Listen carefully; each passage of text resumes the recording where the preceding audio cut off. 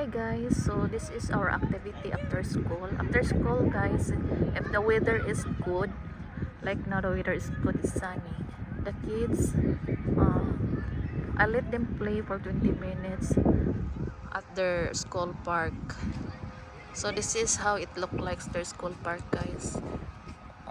Not that much uh, you know uh, toys or activity that you can choose to be what you're gonna do.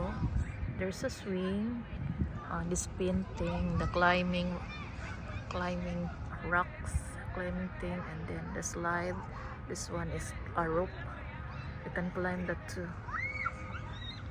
And then there's a slide in the other side, there's a slide in there. So that's it. This is their school, and then we park outside the school, we park there.